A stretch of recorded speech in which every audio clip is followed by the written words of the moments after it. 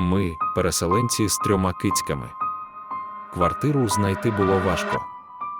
Єдиний варіант – це хрущовка без ремонту.